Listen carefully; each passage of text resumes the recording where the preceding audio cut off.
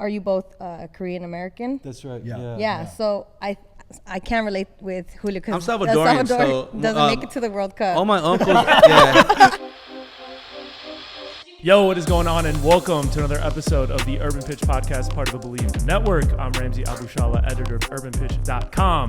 Julio Monterosa, Bridget Flores, co-executive directors of Vibes. What's going on, y'all? How we doing? This is not take two. It's not take two. This is not the at first all. take. First Yeah. time we're doing this. We didn't have to start over. Because we forgot to record. Yeah, it has nothing to do with the spread of Allegedly. drinks that we see in front of us. But we have two very special guests in the building. Yes, Special sir. episode. As you can tell, we only bring out the finest drinks for our guests. But Ray On, Josh Lee from the Korea Away docu-series project. We're so excited for you to be here and so excited to talk about the upcoming project that you guys have. What's going on?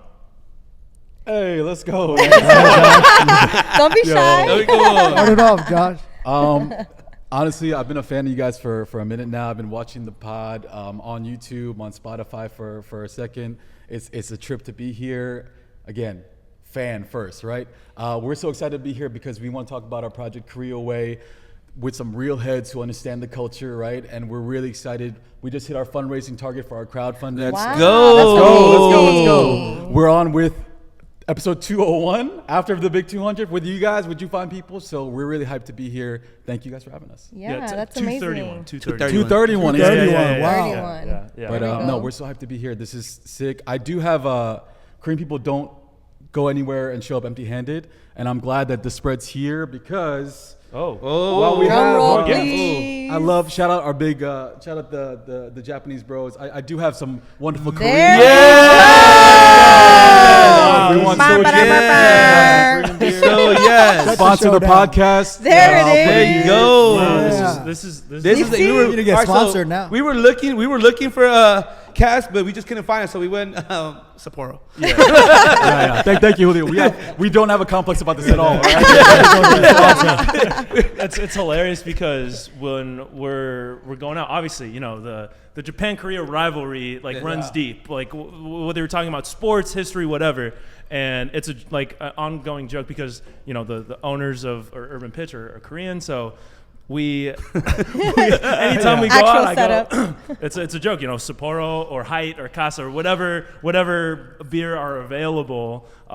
We always try to go with the Korean version. And unfortunately, we weren't able to find it for this episode. But I'm happy you brought some, so we can do what I enjoy doing most every time I hang out with you guys, with John and Roy, a somaek. Yeah. See, you know. Yeah, I know. The secret recipe. For disaster. So tell us a couple disaster stories real quick. No. There's a few times in K-Town after karaoke. It's been bad. Things might have gone in a little crazy. The before karaoke to the karaoke and then the after karaoke. It's to the point where we have to have drivers come out. We have to get a driver for Ramsey to drive his car with another driver following him, so to pick up the driver. You need the driver for the driver. Yeah. The security for the driver. So maybe like a couple months ago, it was for Julio's birthday. It was after the podcast. We were gonna the plan was to go to karaoke afterwards, and you know I obviously drive here, so I was like, okay, you know, it's Julio's birthday. I'm gonna go out, we'll have a good time. I'm gonna take it easy, and then you know I'll drive home.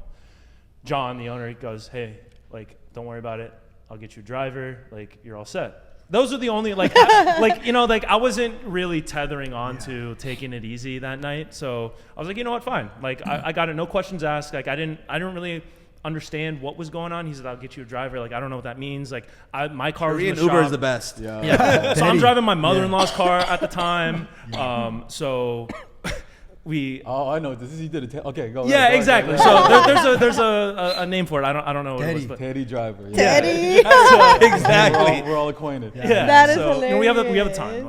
It's his birthday. We're going off. We're singing all types of R&B. You know, my voice was sore by the end of it, and so a few somaeks in. Yeah, and a lot of somaeks, and we're walking out, and John goes, all right, you know, here's your driver, and I go, whoa, I forgot about this. I thought I was just gonna Uber home and come back and get the car the next day, but they take the car home.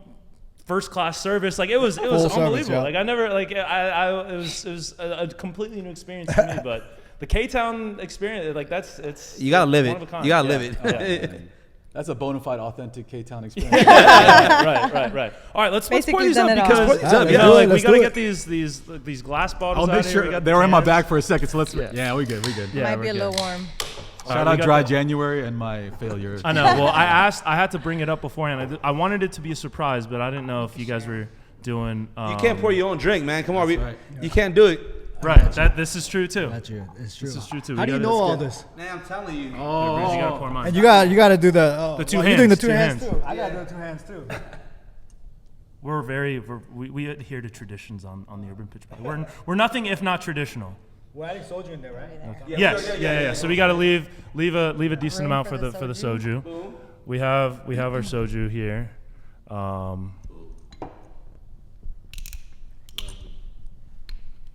All right, and then you gotta do the. Oh yeah. Did it work out? No, I didn't. gotta make Not the on camera, tornado. Not on camera. All right, we don't have the shot glasses, so we're just gonna eyeball. You're gonna these. eyeball test? That's We're my just gonna favorite eyeball one. these. Fine. Oh, That's you're good. okay. That's good. And then Bridge, you got me. switch. Yep. Oh, I'll be scared. You can go a little more. You can Okay. go. Okay. Okay. All right, we're good. All right, so we're going one take, one take, up and Jake. down. Yeah. Oh wow. Okay. Are we One doing shot, right? it? Yeah, one shot. Yeah. That's You know? the Korean way. Yeah. Cheers. Cheers, y'all. Cheers. Thanks for having me. Thank you for having us.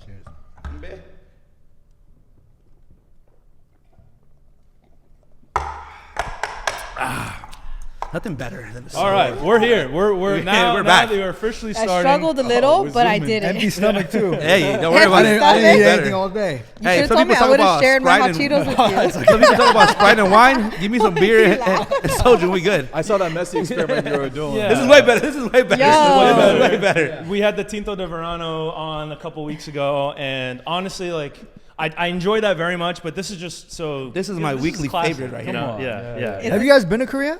No, that's a okay. goal. I have to. You I have want to to go. Yeah, that's on my bucket list We- for sure. We've been talking about it for quite some time. Yeah. That would be an epic. You guys urban will pitch love it. I trip. guarantee Oh my it. god. I guarantee. I Yeah. feel the energy of you guys. You guys, this is Korea is meant Oh for my you guys. god. Yeah, we would love it. Yeah, my goal is to go to Korea and just go to a random karaoke spot. Oh yeah, there's one every block. Built on random karaoke spots. And we gotta go before I get older, because apparently they don't let the older women into the club. You know what? You know what? This is true. And This is true. no, this happened to me 2 years ago. Me and my friends, we tried to get into a club in Hongdae. So Hongdae is one of the neighborhoods where there's a lot of nightlife. Saw our ID. They're like, you need to be either like 95 and above or something. Oh And I was my like, got god. cut off. 1995. Yeah, born after 1995 and above. Wow. Otherwise, Now you it's can't probably- get in. Now it's probably like It's probably higher 98 and 2000 probably. Jesus. But I think if you're a lady, I think they're more lenient. Hey, but for listen. us dudes, we're yeah. capped. Wow. I'm not They thinking put, about you, clubs. they put you on the bottom floor Yeah. of the multi-level club. They assume right? they assume I'm Filipino anyway. That's so funny. So we gotta get I out mean, there. going to Korea, like that's we've been talking about it a lot, but we spend a lot of time in Koreatown, and we're, you know, like as you can tell, we're a little bit familiar with some of the traditions, and you know, drinking plays like a big part of that. But when Ray reached out to me and introduced me to the Korea Way project, it really struck with me as something that like it's everything that, I was talking about this with Josh on the way in, but like this is like everything that we love about soccer. Yes. Is the fan experience, the culture around the game. Like Ray, like I've known you for 7-8 years now, Yeah. and you've been to multiple World Cups, and the stuff that you do at each World Cup is crazy. But this project seems something like it's close to your guys' hearts. And can you just talk about like the Korean fan experience and maybe the role that drinking has into it, or just like in general, like what it's been like for you guys as Korean soccer fans? Yeah, Ray, I think you should give your take. Ray's a World Cup gamer, so I want to hear what the Korean fan at the World Cup looks like. How many have you been to already? I've been to everyone since 2014. Wow. So 3, and then this one that's coming this summer, obviously. So, and then my plan is to go to every World Cup until I die. Hey, listen. And then I'm going to take my kids once I have kids, and then make it a family tradition. And then just make it a thing within my family line, I guess. Yeah. But like forever until I die. This is the plan, hopefully. Yeah. I follow through. But the fan experience in the World Cup, it's very interesting because when you gather as Korean fans, there's kind of two different sides. There's the Korean American side. Well, not just American, but like international Korean side, and then like the Korean people that fly to the games. And our cultures are similar, but also very different at the same time. So there are a lot of differences, but obviously we're all there for the Korean national team. So I mean, it's like fighting. We say fighting. That's our like it means literally fighting in English, but somehow that became like a Korean word where we say that to be like let's go. But it's derived from the word fighting. Okay. But we say fighting, like and then it's like let's go. Yeah. But So like you it's know like what that. your Korean friends are saying. That's what they're saying. They're saying, They're saying fighting. Oh, all right. Yeah. I think it's officially like in the Korean dictionary now as a Really? Korean word, like fighting. Right. It's been taken and formed into something and uniquely Korean. But that's what we do in the World Cup. We're all like fighting, let's go. Yeah. That's officially a way better than I believe we will win. I will 100% That's already agree. officially better. As American fans, we need to step it up. But with you our guys chants. probably know the main chant, which is 대한민국. You guys definitely have heard it Yes. on Yeah. your TVs. Like Yeah, you're watching yeah. it. That's like our main Korean chant. Which and just then- means like Republic of Korea. that's actually what it means. It's also fire. But it sounds cool. Yeah, It yeah. sounds cool. It just It's a sounds different cool. language. Yeah. I mean, it's basically like USA. Right. It is pretty I much. mean, Yeah, like, yeah, that's yeah, like yeah. that's. Yeah. I feel like that's a little bit better than I believe that we. Yeah. Like, it's been a big kind of point of contention of like the American fan chants and how we try to like crib some of the stuff from South America and Europe as like everyone does, but like I don't know, like we could do a little bit better maybe. I think so. And I think with the World Cup coming this summer, hopefully we'll see some kind of creativity going on. Yeah, I mean, but that's always a tough one. Like I feel like every chant when it first comes like to surface, I mean, anything new, people are gonna first be like very critical about Yeah, it. sure. Once you build a culture out of it, then it becomes cool. But like, becomes a Especially if there's a moment. you can't just like build culture like that. Yeah. Right. You know? But That also, first- when you hear a good song, right? When it slaps, Right. it slaps, right? Yeah. Right. You just Yeah. need the right people to be like, Yeah. like consider this, Yeah. like seriously, you know? Yeah. At first, the chant, and some songs too, but it can sound a little cringe. And then Yeah. you hear it in action, you're like, okay, I guess it's kind of catchy. Yeah. So it takes its time, Yeah. but clearly we haven't found that for the USA. I got you. And it's funny that you bring this up because I'm Mexican American, so like World Cup time, I ride or die for Mexico. I've gotten to be a bit more softer with the USA team. Like I'm like, okay, like I'm not rooting for them, Yeah. but obviously Mexico all the way for me. Do you all have a tie or connection to the USA when it comes to just soccer in general, or like rooting for them? Because I know are you both Korean American? That's right. Yeah. Yeah. So I can't relate with Julio because I'm Salvadorian, so, doesn't make it to the World Cup. All my uncles, I'm Salvadorian, so I heard this narrative before. all my like, all right, so as Salvadorians, we have a big community in K-Town. So Yep. a lot of my Salvadorian uncles that work in K-Town or work for somebody that is Korean, they automatically go for Korea because that's like their boss's team. Yeah, so yeah. they go for what they know. So as a person that hasn't been to the World Cup ever in my lifetime, We're rooting for. the one, I'm rooting that's for the them one. to we're make it rooting for somebody. eventually. I got to root for the U.S. But as two people that have the culture tied to both, what are your thoughts there? Like, how do you relate to that, or does it relate to you at all? Yeah, I mean, I think that's the topic of this documentary, and what Ray said was very real about the two sides of the Korean equation when you go abroad, right? It's like international Koreans versus Koreans.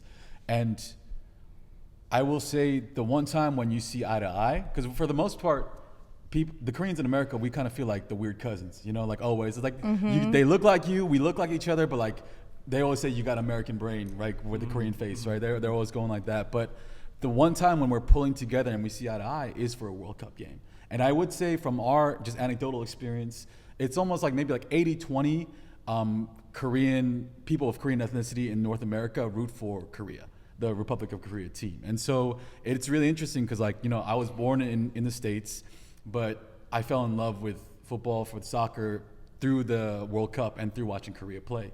And Ray was born in Korea, moved over here, but I think that, and he has kind of like a semblance of like, I wanted to hold on to that culture forever. But there's this weird thing where I'm like, I've never seen, first of all, myself in the US team. That's part of representation. Right. But also, there's nothing like watching the Korean team run. You know, like you feel like you're flying with them. You know, and that's I carry that. That's the loyalty that I have towards it. Yeah, I love that. I think the representation is definitely a big part of it. Yeah, and I feel like this, the genesis of this documentary really formed with that exact question that you asked. And I was like shocked that you were asking this because, like, first of all, we need to get podcasters, you in, man. we need to get you in the doc. Hey, put me in, We're coach. trying to, we're trying to explore like the Mexican communities as well, like their perspective. Yeah. It's not sure our title is Korea Away, but I think this topic, this thing that we're trying to cover, honestly relates to like everyone, honestly, that has a similar experience that we did. It's the most American thing to feel like the away team. It really does. And as like, I feel like, you know, with such like a melting pot, you know, community or population, right? Like I'm half Filipino, half Lebanese, and like I feel American, you know, like I've always identified as American, and then, you know, like around my family, like you don't code switch but you change the way like you maybe like the way you conduct yourself, or you kind of compartmentalize like your behavior. Like the way I act around my friends is different than the way I act around my parents, or when my aunts and uncles are in town, or like when it's the holidays and all our families in town, I have to behave a certain way. And like you feel like, I don't know, like not torn, but you don't feel like ever like, oh, these are my I'm at home, or I don't know what it is, but there's like it's an interesting feeling, like being pulled in so many different directions and having all these different experiences that you feel like no one else feels like the way I do, but then you talk to other people and it's like, oh, it's the same thing, you know, even though it's not exactly the same, but it's pretty much in its essence a very similar experience. And I think that's what also drew me to what you guys were doing as well. Yeah. I want to ask you guys about your falling in love with the game, because I know for especially being born in the States as a soccer fan, it was always growing up was always the immigrant sport. But you guys have two different ways of looking at it, because you're coming from Korea. So when you first experienced the game and came to the States, did you feel it got like kind of weird how like here, like it's not the first sport of choice, it's always a kid with immigrant parents? Yeah, I mean, I've experienced that firsthand because I fell in love with soccer ever since I was a kid by playing the sport when I was living in Korea. So I'm coming from a place where I'm playing soccer every day until my mom calls me out for dinner with my friends. And so in Korea, we have a lot of apartments, and then I'm using like parked cars as our goalposts. It's like you can't get more street soccer than literally. that. So that's what we're doing. And then my mom calls me like, you get your dinner. I'll come up doing that. And then I moved to the States. I go to Queens, New York. And it's like you said, it's an afterthought, like playing soccer or just soccer in general.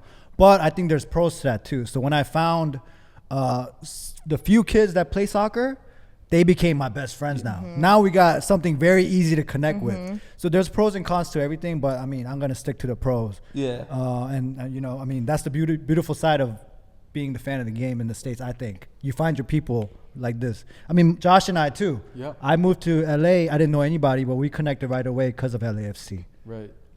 Ray and I were at one of the first meetings for Tiger Supporters Group, my supporters group out of K-Town. I'm currently one of the leaders there, but when we were just 5-6 weird Korean kids who wanted to do something around LAFC, we got together at a bar, and low-key Ray was in with first month of moving to LA, just knew someone in that group because he loved soccer, and then we all met at a bar, and then we just talked about what soccer in LA could look like through LAFC and through Koreatown. So it is a great connector for everything, and to that point, I think it's interesting because I grew up on the East Coast as well, and Ray and I probably were in Queens at the same time, like growing up in that way. But I remember watching my first soccer memory I remember is watching '98 World Cup and seeing Zidane, and I was like, Korea had already got mollywopped and lost at this time, but I even as a young kid I could tell there's something spiritual and powerful here that I do not understand, but it is the most powerful fixture in the universe. There's something about this tournament, about all the eyes going together, and it really just it stuck with me, you know. So I still have a lot of love for France to this day, but at the same time, I'm like, that made me realize like, oh, the soccer in itself, there's something about the global game, the immigrant game, that makes it feel like there's something special to it. Yeah, and Zidane, talk about Zidane, like he's kind of, not that he's, gets not irrelevant, but like he's brought back up into the conversation because of, obviously the Panenka that he did in the World Cup, and the recent shout out Morocco Panenka attempt. Oh my! Like, I feel like watching AFCON, especially the final, you see some of the, I don't know, like quirks about soccer that you don't see really in any other sport. There's good parts about it and there's bad parts about it. Like, I saw like the ball boys fighting with the backup goalkeeper, like to keep his top. Like, and I'm just like, what? Like, you never see this. Like, for soccer, like all the weird eccentricities of soccer, like that was even out there for the sport. Like, I don't know, like it's just such a wild game. And coming into it as someone, later in life, like I didn't, like it's been, 2016 is when I started really actually paying attention to and watching soccer. Like, there's just so much to like take in, and whether it's the different leagues or the different experiences, like I don't know, like it's just such a wild thing, and it's only like I can see why like the connection is so deep when it's like almost seeing someone that's from like the same neighborhood or the same ethnicity, like someone like the connection of someone that's also Filipino. It's like, oh, you're a soccer fan too. Like it's almost on that same level of connection that you have with someone. LAFC had that young Filipino cat in the academy for a while, and I was like rooting for him to be the one to break through. But no, it's like it is that seeing yourself on the field. Like even I brought up the great name of Zidane here. Go to Zizou's restaurant over here. I'm sorry, can we cuss on this? Yes, you can. Okay. Where's this restaurant at? Okay. It's called Zizou. I think it's in Lincoln Heights, but it's really? beautiful. Is it really? Yeah. I didn't know he had a restaurant. What the hell? No, not his restaurant. Oh, they're just using his name. It's called Zizou. After him. Yeah, after him. There's a shrine to Zidane in the corner. Wow, we got. I walked in. What What kind of cuisine is it? It's like it's French Algerian, which is beautiful because like that's who he is, and Wow. that's away best team type of stuff, food right? that there is, Exactly. yeah. Put it on the checklist. Yeah, all right. Does Zidane know this is happening? Does he come himself? He bought a. He's gonna want his check. Zizu, if you're listening right now, please don't sue Let us. it happen. This causes any- sir. Don't make it hot. Yeah. Ignore Talk us. about you being a part of the Tiger Support Group. We have a series that is on pause right now where we go visit tailgates. Yeah. We have to do something with you guys. Oh hell yeah. Yeah. We go ahead. No, I mean, so to build on that, like we would go to different LA tailgates with different supporters groups, whether it was the Galaxy, LAFC, Angel City, like we would just SoFi did Barcelona. Juventus. Yeah, Yeah. Juventus. So like we would go like any big LA event, or like if they have like the whatever Champions Cup or whatever, those friendly series that they would do in the summer. We would check out the different tailgates and see how people would hang out and like what they would do before the game. What's like the TSG like typical pregame routine? Shoot. You know what? We're one of the official recognized members of 3252, and so we show up 10, 11 a.m. in the morning. Shout out my tailgate leads, Renee and Lucas, who they bust their ass to get the pickup truck and bring out the canopy and all the grill out there. So we get out there, and from the start, it's a mix of food and a mix of liquor, right? So we're mixing soju and we're mixing tequila, which is also it's like they say it's like you shouldn't do it. And really, you shouldn't do it. Like it's a horrible time for everybody. You're like, I can confirm. I'm interested. No, by 1:30, 2 o'clock in the LA sun, you're like, my brain is bumping. The game didn't start yet, right? I'm like, a ball's got to be kicked at it eventually at this time, right? But it's really beautiful. Tigers from the very jump. We may start it off as like those 5-7 weird Korean kids, but soon we realize like meeting all the Salvadorian homies, the Mexican homies, is like Koreatown has always been about living shoulder to shoulder with each other, right? Like working together, living together, trying each other's food, and we bring that Koreatownness to the tailgate. So, it started off with like bulgogi tacos, right? The entry level stuff, and eventually like people bring in like weird Korean games. Ease them in. Yeah, exactly. Weird Korean games, and then everyone realizes, oh, we all got like intense drinking habits that we have to really talk to somebody about. Yeah, no, you're not wrong. But it's What's wrong with Talk to us? each other about it. it's so sick. Now it's like we get the bond that comes through, you know, and like so getting involved with like that culture and understanding, you know, how like Liga MX fans go and like how like just that culture from Latin America can mix with Asian culture is such a Los Angeles story, you know, and that's really what we put on blast. The food's always the easiest part. The harder part is really like being available to talk to each other and like get to know each other in that way. But please, if you guys are ever come to an LAFC game, maybe we can do this as like an intro to everybody. Sure. You guys look for these faces and be like, hey, everyone's welcome. Deech has your first beer. My guy Deech will get your first beer at the tailgate. I should do a podcast like this at the tailgate. Right, a live, yeah. We gotta definitely go and then just do a quick little video of the experience with you guys. Right. We've did it, but the thing is, we've never found a group of people just to do it with. It's always like some people are shy to be on camera. I'm surprised to hear that. Yeah. Man. Well, he got pressed on. Oh, so the first episode, I made it's not even funny. So you know how Galaxy was saying we're the first to 5. I was like, it's gonna basically all I said was like LAFC is gonna be the first one because it's gonna take him 5 years to win a cup while it took you guys 6. So whatever, I became viral in the Galaxy Very fans viral. They hated me.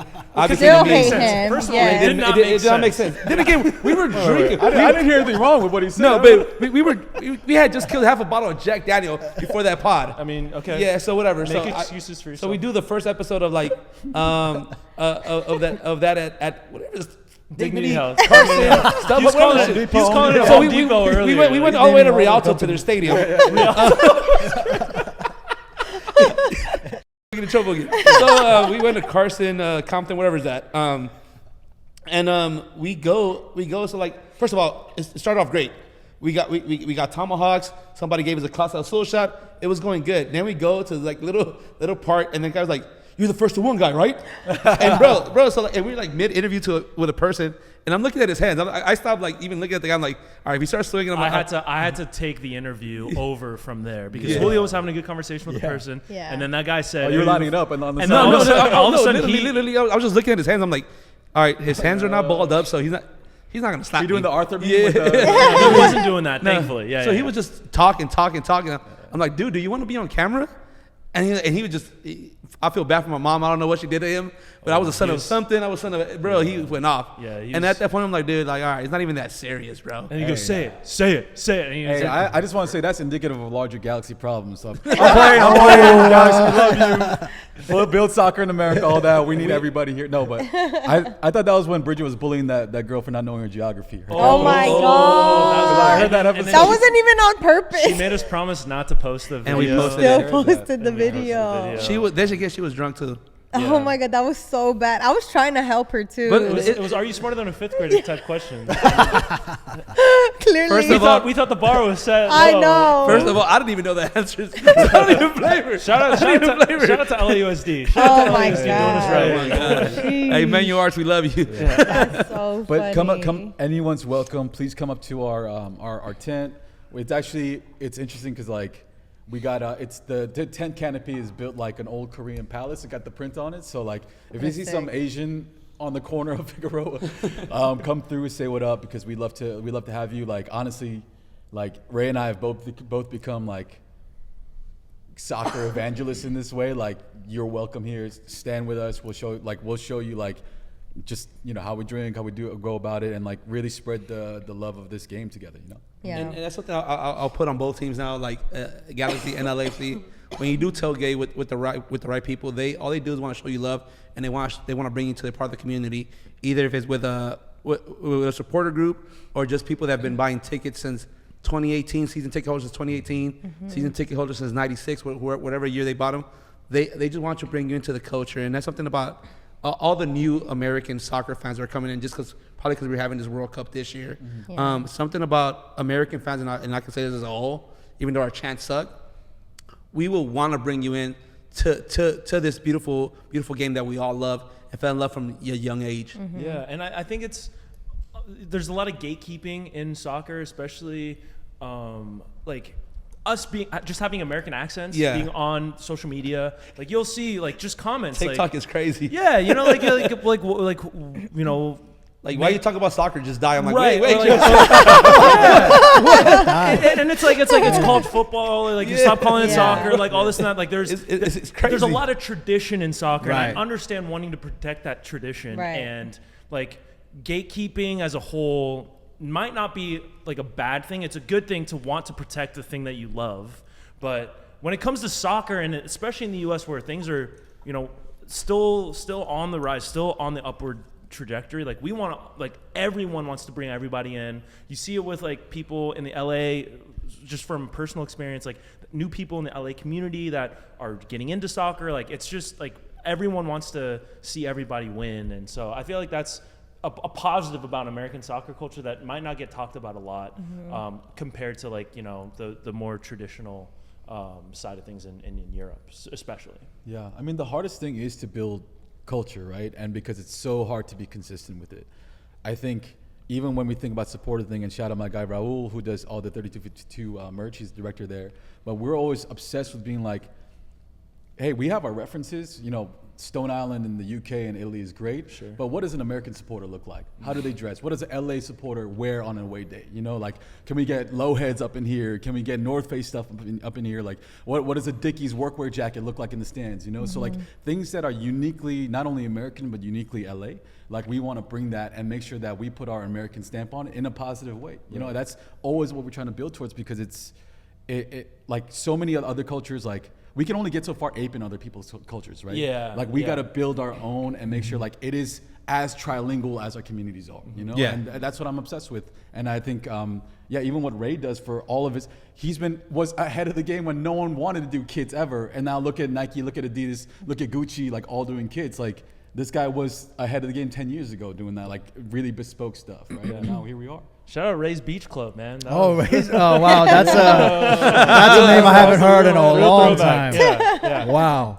Wow. But yeah, I mean, and Ray, like just building off of what Josh was saying, like that, you were like whether Gorilla FC or the shop that you had, like the stuff that you're doing now is just like kind of like a culmination of all the stuff that you've been into, and seeing the trends go the way they do. Like, how does that make you feel as a creative person in the space of fashion, soccer, culture, all that stuff? I mean, the space is great right now for sure. Especially, I don't know if it's because the World Cup's about to happen, so the momentum is just naturally there. But as somebody that's a fan, I mean, it's amazing to see. It's even like a trend for people that are not into soccer to be into it. Something that I probably would not have imagined when I was doing Ray's Beach Club, when I first met you. Yeah. I mean, it's crazy. It's crazy. But like, to me, like, I knew that this, I'm not just saying this to say that, but like, I knew like this day would come, just because when you have something that has so much passion behind it, so much culture behind it, whether it be soccer, skateboarding, basketball, whatever it is, it's going to erupt one day. And I feel like soccer is still not there. It's gonna erupt like big time, but we could see the thing about to pop off. But I'm not surprised at all. I mean, soccer is the global sport for a reason, by numbers, and I feel like just by history, culture, it involves so many nations around the world. And the passion that we all have, I feel like is unmatched. I don't know if I'm biased by saying that I feel like soccer, football fans are the most passionate fans, but I've experienced that firsthand when I went to these different games. When I went to a Mexico versus Brazil game at the World Cup in Russia, like the Mexican fans are the best. Yeah. Like besides just being any sport, like within soccer, Mexican fans are the best. But I would say Mexican fans are the best fans in any sport. Did they give you the water bottle with full of tequila instead of water? Oh, I have a video where, I'm getting the Coreano hermano, Yeah, I got, crazy. No, but it used to be that, especially in America, like the NBA used to like push fashion forward. But I think we've hit that change where now like the soccer player, the football player now is running fashion. So, and then like we don't want to dress like Kobe no more. We want to dress like a Memphis Depay or like people want to wear Jules Koundé. Yeah. So like the fashion now is we don't have to look towards like the NBA anymore. We want to dress like our favorite soccer players now, which it used to be different because nobody wanted to wear the skinny tracksuits back in the day because they're like, wait, soccer starter pack. Yeah, the soccer starter pack. Now everybody wanted to wear loose, but now I was wearing Sambas to go play basketball. Yeah, exactly. Me too. Without, like nobody is saying it's cool. Like I'm just wearing it just 'cause I like it. But they released the Total 90s as a lifestyle shoe, not even as like an indoor like. But the Predators now are having a skateboard collab. Like the Predators, I saw that. And they're coming out with the golf. The golf is where it's at. I know. I'm about to spend the whole check on that. But yeah, so like just seeing where the game is, and now we're a traditional soccer shoe. It was like if you know type of shoe. Like you had to be a Zidane fan.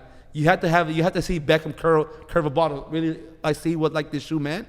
Now to the point where now like it's gonna be a skateboarder shoe. It's gonna be a golf shoe, which is crazy to me. Because you guys are studied this stuff.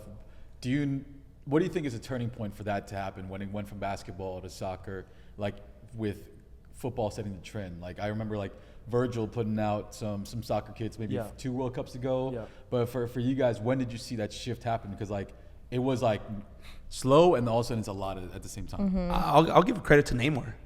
Neymar had a foot in the culture for the mosa así, like bro, like dancing, like when it came to dancing, like a little bit of everything. He would, and then he was not the typical Beckham sit down looking player.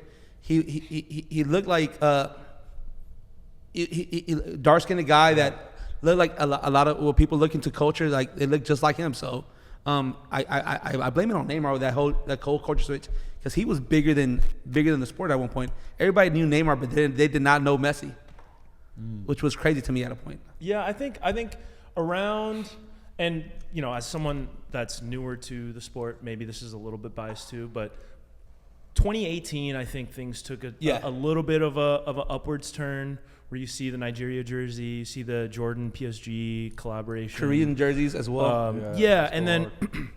I think Palace was starting to collaborate with Adidas at that time, doing some like soccer, some soccer LeBron stuff. buying, being part of LeBron bought Liverpool. I don't know if that was around that time too. That might have been around 2018. But you're starting to see like a lot more kind of inter-sport and music, and like there's like soccer, basketball jerseys that are releasing as part of the World Cup collection. Pulisic being named the Michael Jordan of U.S. soccer. James, the LeBron James of U.S. soccer, which was stupid, but what can you expect from ESPN reporters who don't know what's about the game? Yeah, I think it's funny now. But around that 20, it was all that like Pulisic was coming up, and then like it got to the point where they were comparing soccer players to NBA players. Like, who is this? Is he the LeBron James? He's the whatever it is. So I think around that 2018 might have been that mark. I would say 2018. I think that's when it started to get like, that's when you start to see it go up. But I would say for me, 2014, I didn't go anywhere. I was a broke college student. Boo. I was in the U.S. obviously, and there was a lot of very small pop-ups happening and watch parties happening for the World Cup around that time. And to me, like, that was the best thing ever, because I don't think I ever really saw that or experienced that as a soccer fan. And going from high school to college, not playing soccer as much as I used to in high school while I was in college, I felt like I was missing my like soccer passion, the love for the game. So when I would go to these watch parties in LA, like I was so excited. There was like watch parties, there was meet and greets, there was panels, there was like pickup sessions, and to me it was just like, wow, like I love that this is like happening, but it's not happening off like a lot. And then in 2018 I started seeing more of it. Around that time, or 2 years before, that's when I like met everyone at the base. And then in Koreatown, I don't know if you all were there or a part of it, but they had that pop-up where they were showing the jerseys. I think specifically the Nigeria jersey. It was like a pop-up in Koreatown. Yes, it was in Chapman. I feel like I know what you're talking about. I think I was there. The Chapman Plaza, right? Yeah. Chapman Plaza. And they had like a little activation there. They had that. And I took my little cousins and I was like, I want you all to experience what I experienced 4 years ago. So I took them and they didn't even know what was going on. I have pictures of them like holding, because they had like a replica World Cup. And I was just like, this is literally like what I've loved. And then from there I started to see it open up a bit more. But I think the last 2 years, I've seen a huge upward mobility towards using jerseys and soccer kits in the fashion world and through social media. A lot of like the social media platforms I see, and even like influencers and content creators are like it's in there. Like it's like if you don't know how to style a kit, then you're like, what are you doing? Like that should be your content at this point. The minute you know you made it is when you wear that checkered off-white soccer jersey. That was a big one. Everybody knows what I'm talking about. Like, And they also had, as part of the original 10, like Virgil shoes, like the Mercurial was one of those 10. It was like the Mercurial Runner or something like that. But that 2018 was also the year that Mexico or South Korea beat Germany to allow Mexico to advance. And that was a crazy, But did you guys know that if Mexico beat Sweden, Korea would have went through. So, Mexico, but not many people know this. Not many people know this. If El Salvador would have made it, we would have beat them. So for Korea That's to where have advanced that game, we needed to beat Germany by 2 goals, not one, by 2 goals. That's why when Son scored the second goal, he was going nuts because that's what we needed, the second goal. And we were, from his head, I'm sure he was like, oh, Mexico definitely beat Sweden. So like we did what we needed to do to advance. You held up your part of the bargain. But Mexico, get it together. That's why 2018, was it 2018 with U.S. and making the World Cup? Yeah. Mexico just had to beat Panama. So for the U.S. to qualify. The U.S. also had to just beat Trinidad. 2014, Mexico. It's a losing argument. No, Mexico almost did not make it to the World Cup. And then U.S. had to win the last game so Mexico can make it. What did U.S. do? They won. Mexico. I'm going to blame everything on Mexico right now. No. There's some bias in that talk. But I do want to talk more about the documentary. So you guys talked a little bit about your soccer journeys and growing up, fans of the game, and just how like kind of things fell into place. But how did that lead up to Korea Away becoming a project, becoming a thing? Like what went into that process of you guys, talking and turning something from an idea to a reality? I could start. Well, the question that I always had growing up as a Korean soccer fan watching the World Cups was sometimes I would look at my friends who are born here, not a fan of the game, but every 4 years my friends are turning up for Korea. They're not even soccer fans. Yeah. Let alone they were born here, they're American citizens. But why are they turning up for Korea, maybe sometimes harder than I am? That got me thinking, like, is there something about soccer? Is there something about being Korean? I don't know. I don't know the answer. But why are you supporting Team Korea, not Team USA, when on paper, technically, if you supported USA, nobody would really question you, right? But you guys are going the opposite way. So that was like the genesis question of like, what is going on here? What is it with Korean soccer, World Cups, and our immigrant backgrounds and us searching for this identity? Where's the connection here? And that's kind of like how I guess it started. Yeah. And then Josh will take over. I missed my 4 of my cues to jump in. But I think it's a mix. Ray hit me up and hit our friend Emanuel up to do this thing together. We all bonded over soccer like we talked about before. And first and foremost, like my role here is as a supporter.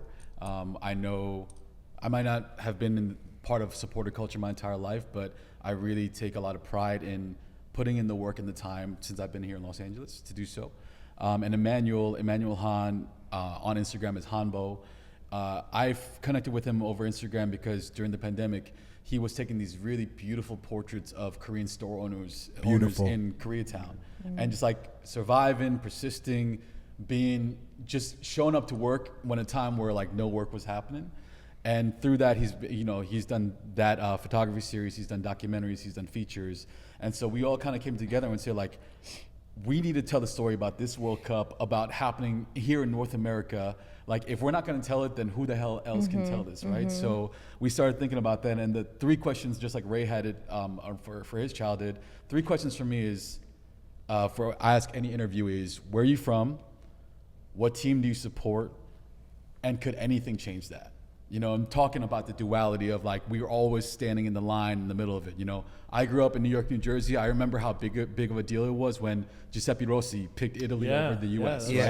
And you know, his dad and him were like grew up in Jersey kids, just like us, right? The Metro Stars. Yeah, it's crazy. But like he literally was like, all the Italians in America were like, I get it, but also I'm upset, you know? Or like maybe the Italian Americans were like, I understand, while the rest of USMNT fans were like, what the hell is going on, you know? But I sense the duality there, and particularly and I see it all the time for Mexican Americans and how they choose, you know, their allegiance to as well here. Even like someone like Nathan Ordaz who picked, who picked a non-USA team to represent, right? So for us, it's like, it's always this mix of why do we choose this?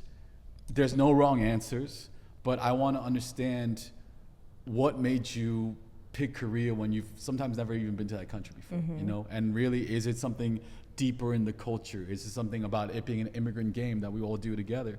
But I think that idea of how the Korean diaspora, how the Korean immigrant community uses their fandom to better understand ourselves. And that's really, I think, the thesis of the project, and how we really want to, you know, get this message out. And it's like it's a pretty simple question on paper, but the answers that we found so far there's so many layers to it. Yeah. But also those answers are not unique to that person. It's also very relatable to the mass population. So we found out so far. So some of the stories that we've heard, like Korean soccer is their connection between that person and their father. Otherwise they had no connection. Some people are like, this moment when I supported Korea is when I felt the most Korean. I'm sure many could relate to that too.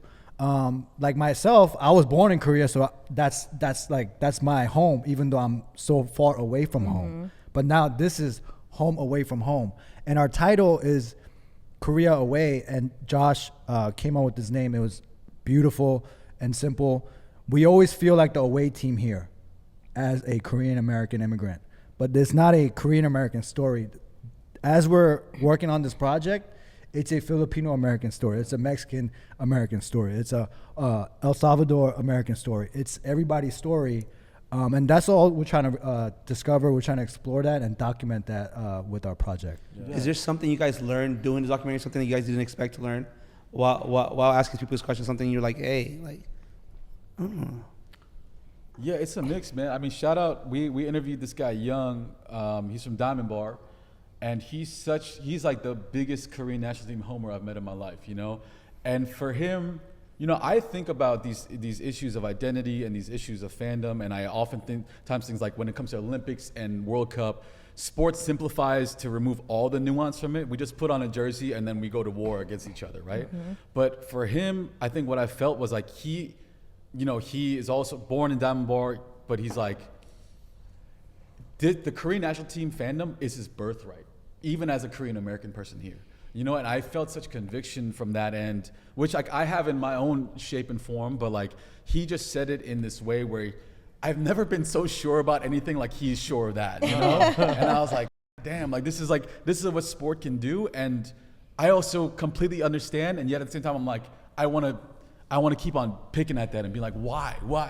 But he's like, at the end he's like, it is what it is. This is what I love, and no one will stop me from loving that. I don't care. I don't need approval from Koreans in Korea to love this team. I don't need approval from my parents to love this team. I love this team because this belongs to me. Yeah, that's so dope. And you saw, like, on a smaller scale, the Korean, especially here in LA, the Korean population show out for their community when Son came to LAFC too, and like all of a sudden, like stadiums were full. Like you guys know, like it was there's like such a huge Korean representation in stadiums wherever LAFC played, and I think the U.S. had a friendly against Korea recently, like maybe like New November. Jersey. Yeah, and it was like people were complaining. They're like 80%, 90% Korean. Because and so they have like the Americans will complain about like when they play Mexico and they play here in LA, it's like 90-10 like Mexico fans, and so they send it to Columbus or wherever like and you know, they had like the game in New Jersey, and all of a sudden they're like, people were like upset that it was so heavily Korean, like in the stands. Like it was crazy to see, and just how, you know, it just unites people. It drives people to go to the games. I don't know, it awakens like some part of your brain that, you know, might not always be turned on. Like it's so interesting to see, and that's what I love the most about sports. So much that we're all hoping that Son scores a goal for the U.S. Oh, Right. yeah. We're still Gotta get the World Cup. Someone gotta get the World Cup for the FIFA U.S. actually is going to change the rules based off of that press conference. I was there at that conference, and I was like, yo, I was groaning, bro. It's Oh my gosh. Maybe gatekeeping is a good thing. if you hear, I like literally on the press conference, they're like, and score a goal for the U.S. And I'm literally like, take a beat. And I was like, Taehamingguk. And she's like, yeah, he gets it. I was like, yo, what are we doing? Oh my god. It's so crazy. Like, you know, like I spent middle school, high school years in Jersey, and like imagining a New Jersey venue with like 20,000 Korean people there is insane. Like, like the population numbers alone, Asian Americans, including Pacific Islanders, AAPI, everybody, we make up barely 10% of the country, right? So for that flip of an audience to happen, 80-20 in that regard, in a major like metropolitan city is wild to look Probably at. the major metropolitan city. Exactly. Yeah. But I think what's wild, it's also the question of being the away rate. That's a killer shoot. That's wild. I was just seeing them right now as well. The shoes? Yeah, the shoes. The superstars with the brogue heel, the Yeah, brogue that's wingtip. Wow. Sorry, I didn't mean to He distract. said life flags, life Can I tell the flags. camera real quick? Yo, this is your feet finder. This is your feet finder. Fee finders. Hey, it's a slow grind, but we're working. No, but going Featured back on to your that, next like, episode. I want to give credit to LAFC because when they start the team, LA as a market, the previous team wanted to be the global team, so they forgot about the main audience, which was LA, and then what LAFC did, bring a Mexican superstar, have a Costa Rican as their center forward, have a backup goalie that was Honduran, signing a Salaya. I'm Salvadorian. That was the worst signing LAFC ever did. Signing a Salaya, seeing how the Salvadorian community came in to that one friendly game where he scored a goal, and everyone was like, oh my God, he's gonna be the next best thing, whatever. So like they having a strong Latin American team from Ecuador, Colombia, some Brazilians, and then signing Son, because we all know like LA has a big Korean community. Something LAFC has been doing right and has not stopped is knowing their audience and knowing the people that live in their city. Yeah, this is, I was talking to some LAFC staff, front office people, just about Son only comes here to a club when they match his ambition, you know, and the ambition is a mix of being on field and off field product, right? So I love that, man. I think the game you mentioned earlier, 2018 Mexico-Korea, has more stakes than we realize at the moment, because the first goal any LAFC players ever scored World Cup, Carlos Vela penalty against South Korea. Yeah. When that moment happened, my soul ripped in half. I swear to God. You know, I've never loved a team so deeply as LAFC. And so when I saw my favorite player do that against my national team interest, it killed me. And at the same time, for the first time in my life, because like, you know, shout out to our God, Park Ji-sung, who was blazed so many trails for us.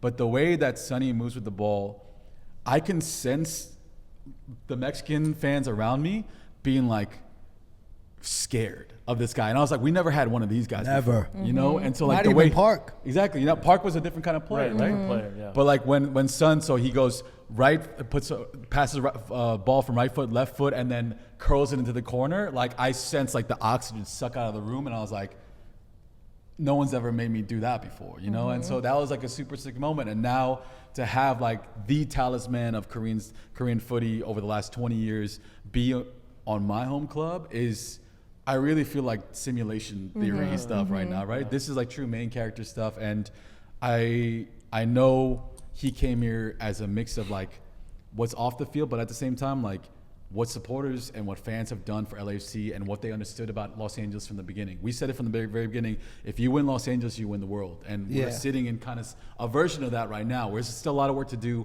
but that's the reality of our life right now. yeah, Son is probably gonna be in our lives forever, just because for his bachelor party, we were literally The like Vancouver game. Vancouver game, the tie and go. Crazy So- game. So we're Yeah. not in the fanciest restaurant, but we were like in a restaurant. It was a nicer restaurant. It's not your Applebee's on a Friday Right. night. Yeah. So it's an Italian spot. First of all, we golfed, so we were already feeling good. And then the drinks start pouring, and then we look at the game. We're stressed out. I just have my phone right there playing, like whatever conversation, and then Son. It was like last minute free kick, and then we were all like calm. Some people are on dates, and then the goal happens. Everybody in the surrounding tables asked to get inside because our group we were the most obnoxious group. we were doing it. I mean, and it was a bachelor party, so like we were already being loud like originally. So like we're having conversations and we hadn't crossed the line yet all the way. But Habitual line step. And then that happened and. It was just like pure Madness. chaos. Shirts came off. I mean, might as well have been shirts. yeah. There's chest being pumped. Like I had to tell my brother-in-law, like, hey man, like please relax. It was not even him. There was like everybody. We're like, it was everyone. Oh, Yeah. It was. And then people were like, they looked like probably some people like they were on their first date. Sorry, whoever you are, sorry for that. But like, no, we gave them something to talk Hey, it's about. a memory, for the rest of their lives. for them. We gave them something to bond over and be like, hey, at least we're not as loud as them. Right. You know what I mean? Like, so if anything, we were adding to the ambiance of that. Get that Julio up on restaurant. Venmo. He's gonna pay for your next date. I got you. First drink on me. Through his Under Fighters $10. account. First drink on me. Can I ask what it felt like? Because Korean people are obsessed with how other people perceive us. How it felt like when you guys found out that Son was going to play in Los Angeles. Like, what is that? What did that mean for y'all? I was stoked, like, cause like, especially working here, just like getting to know a little bit of the Korean culture, cause of John and the co-founder Roy. I was stoked just not only for them but I knew, like, I'm Salvadorian, so prior to this, I knew K-Town a lot. We have a sign in K-Town saying this is the 15th state, 15th. So El Salvador has 14 states, and we call it's a little place in K-Town. We call it the 15th state of El Salvador. So I was stoked because I already knew what was gonna bring. And then like if you love soccer, you know Son was like at one point there was a year where he was he was the third best player in the world behind Cristiano and Messi. So, and then I'm an LAFC fan, so I was like, oh yeah. Banner coming up right now. Banner loading. Yeah. So I was stoked. It was such like a this just makes sense moment, you know? It's Yeah. like, oh my God, like I can't believe this is happening. But at the same time, it's like, of course this is happening, you know? Like it was like everything just lined up perfectly, and it was one of those things that was just like, it's too good to be true, but you also like realize like this makes it is such a smart decision on both the club and player part. Yeah. And just to let Karen Bass know, like LA has the biggest Korean community outside of Korea. Yep. So it just made sense. Mm-hmm. yeah. It was one of the. It's been a while since a big signing that meant so much to the team, the people, the community, the culture has happened, and I feel like this was that moment. Yeah. And I was really excited just to see what this was going to look like. I think it being Son and like what he means to the Korean community, and then knowing that it's like they have such a huge Korean population in LA. It was a beautiful thing to see it all come together. His first home game, and I honestly remember like seeing I looked outside of the stadium, and just the crowd and the amount of fans just wearing Korean jerseys, Tottenham jerseys, LAFC with Son jerseys, and just like the crazy increase of fans in general. Like I had chills. Like I got chills because I'm like, this is such a beautiful thing, because this is literally the passion that comes from the game. So far and that you're I'm there. trying to buy the owner's Son jersey, and you guys have bought it out for the longest. Like you guys. Oh yeah. it's sold out. It's sold out. Right, you gotta tell them about your Sonny jersey. Right? Dude, Oh, yeah. that's Yeah. unbelievable. I also customized some LAFC jerseys with Son. That's probably also why all the LAFC jerseys are sold You're out. the reason. Those- It's your Those fault. sold out super quick too. Yeah. I mean, these are. I mean, it's 'Cause of him, like bro. it's hard to How get. many did you make of those? Lot. This was a fan favorite. Yeah, no, favorite. it's A lot. legit. It's super sick. You don't Yeah. have an extra one? I got you. We gotta get you guys. Well, I'm sure they've made like Yeah. dupes of those. Like I'm. Oh sure, yeah. you know? But Outside I of don't. BMO. I mean, I'm a kid collector, and I have nothing against like fakes. The bootlegs, I think it's part of the culture, honestly, Yeah. and I embrace it. Mm-hmm. In a sense, it's kind of fun, but for my business side, I don't Not use so any fun. fakes. As a business Only owner, really- I do not only condone really- this. Everything's Right, real. Everything's right, real. right. Yeah. But Cease and like, desist orders for hey, everybody. yeah, you can't stop it. Honestly, you can't stop it. If you can't stop it, just enjoy it, embrace it. Yeah. You know, sometimes just buy whatever you want to buy. Who cares? Yeah. But the Yeah. most memorable soccer jerseys are that '94 fake kits. The ones where it has the national team and it has like a picture of Ronaldo on the side or Oh, a yeah. picture. The crazy bootlegs. Like, Yeah. you know, like with The fade-ins The- with Yeah. it. The Yeah. Baggio. the Italy Baggio, Yeah. like his mullet is coming It's off full- to the full side. mullet, yeah, on Like, that's an yeah. idea right there. Bring those back. Like, Hell yeah. like the jerseys with like pictures of players on them. Like, Yeah. Yeah. That's what- I mean, it's like kind of like the Dapper Dan. Yeah, like, the Dapper like Dan. The bootleg becoming like embraced by Yeah. the establishment. So Yeah. it's like I don't know. Like Mm-hmm. there's I feel like there's some space to be. There's Yeah. enough room for Exploit everybody there, now. yeah. Yeah. We all want footy culture to be the biggest thing and Right. sustain itself after the World Cup. And I think bootlegs, I think really fun takes on it, authentic jerseys, they all play a place in it. My only thing is like, buy a scarf from a supporter because like we keep our stuff at $20 to support the community, make sure that it's affordable for as many people as possible. But all this stuff has a place. And one thing I want to touch on was that we talked about Son just now. This Korean team is the most international team that we've had. Like Yes. most people playing outside the K-League who are making the national team squad. And I think what's interesting about guys like Son is like, bro, he's an immigrant now. You know, he's been an immigrant for a long time. He's been an overseas Korean Yeah. since he moved to Germany as Yeah. like as a middle school, high schooler. Yeah. And so all of a sudden, like the Koreans abroad have like these heroes that are playing in Spain and Germany and now America. That it's like, those guys are more like us than ever before. They're And going through the same thing. Exactly. They're going through language barriers. They're going through weird. They're like cultural like food stuff that they don't understand. And now it's like their story is our own here, and I think that's also a big part of like the team we've put together, but the story we're telling, right? Yeah, I think sometimes we put these athletes in a different pedestal. I mean, given they make hell lot of more money than we will ever. Right.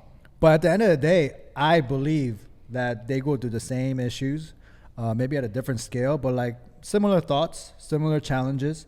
These people are like he said, Son grew up in more like in Germany. He started at Hamburg, SV, and then Leverkusen, yeah. and then Tottenham. So, I mean, he's an immigrant by definition, right? So he is going through the same thing that we're trying to cover here. And that's a very interesting connection. Yeah. I mean, that's what I'm saying. Like, I feel like all of the stories that we're trying to cover are not that unique to that person.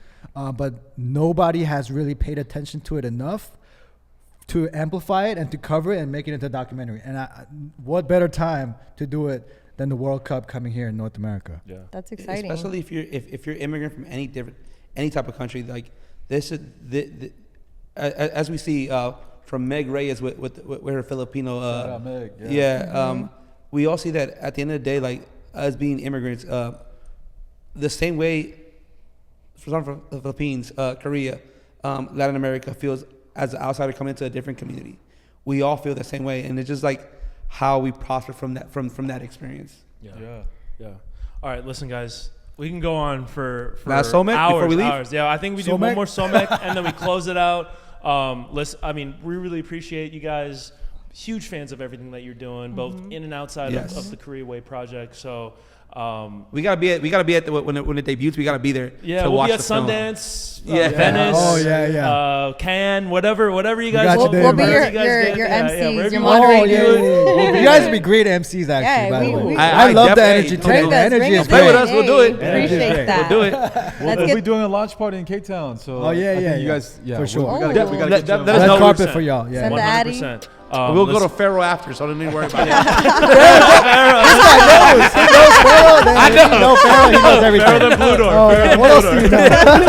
We'll talk about it after the What else pod. you We'll know? talk about it Close, after. it's too close. Yeah, We'll whoa. talk about it after the pod. Oh man, this has been another episode of the Urban Pitch Podcast, the beautiful game of live, part of the Believe Network. Julio Mendoza, Josh Lee, Ray On, Bridget Flores. I'm Ramsey Abushala. We'll see you next week.